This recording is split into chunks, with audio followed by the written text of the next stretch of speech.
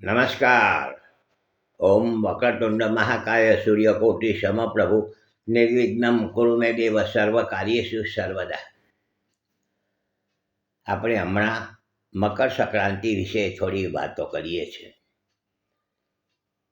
સૂર્યનારાયણ ભગવાન રાશિ પરિવર્તન કરશે 14મી જાન્યુઆરી સવારે 8:59 એટલે લગભગ 9 વાગે રાશિ પરિવર્તન સવારે કરશે.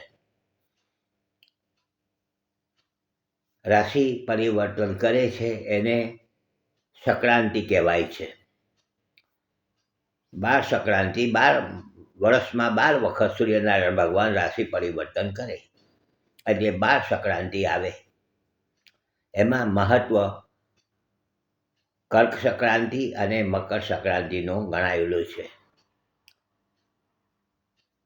દક્ષિણાયન અને ઉત્તરાયણ.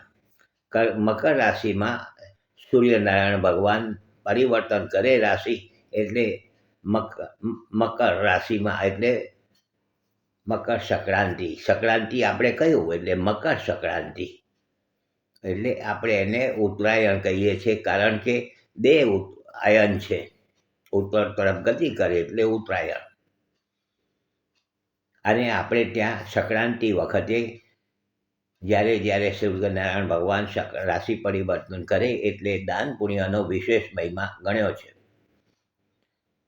એમાં મકર સંક્રાંતિમાં થોડુંક વધારે વિશેષ મહત્ત્વ ગણાવ્યું છે. શાસ્ત્રમાં આ રીતે જણાવ્યું છે. અને એને એક આપણે સંક્રાંતને એક સ્વરૂપ આપ્યું કે ભાઈ આ કયા સ્વરૂપમાં હશે ને ક્યાં જાય છે, ક્યાં આવે છે. તો પૂર્વ દિશામાંથી આ સંક્રાંતિ એટલે કે આ આવે છે અને પશ્ચિમ તરફ જાય છે.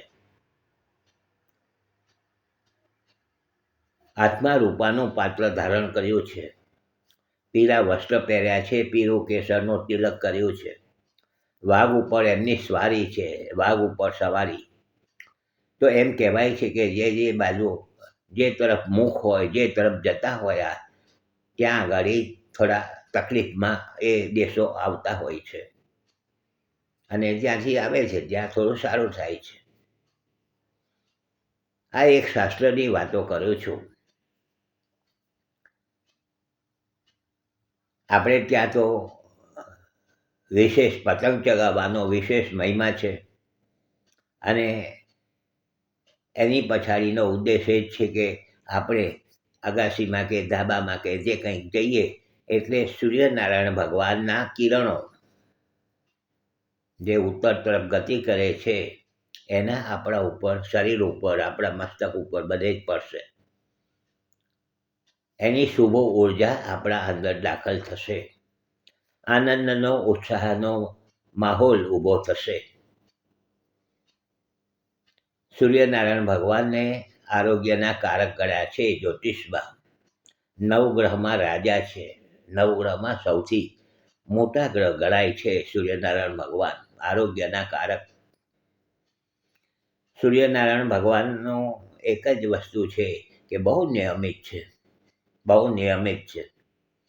આજે રજા પાડી એવું નથી, કાયમ આવે છે.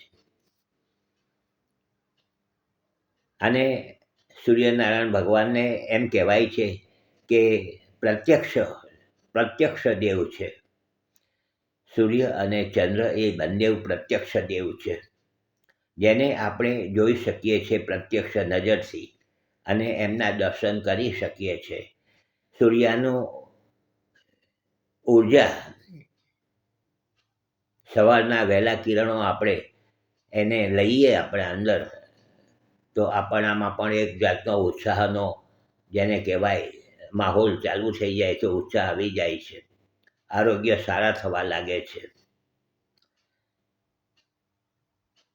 તો આ આપણે એક સામાન્ય વાત કરી છે બધી, પરંતુ મારે જ્યોતિષમાં આ જે રાશિ પરિવર્તન કરે છે સૂર્યનારાયણ ભગવાન, અને એ સમયે જે જન્મ કુંડલી બને, જેમ બાળકની જન્મ કુંડલી બને છે એ જ રીતે આની સંક્રાંતિની કુંડલી, અને એ કુંડલી ગ્રહો શું સૂચન કરે છે તે આપણે થોડીક વાતો કરીશું. જોડાયેલા રહેજો, લાઈક કરજો, શેર કરજો અને સાથે બીજાને જોવાની ભલામણ કરજો. હસમુખલાલ ઝવેરીના સૌને નમસ્કાર. જય શ્રી કૃષ્ણ. ઓમ નમઃ શિવાય.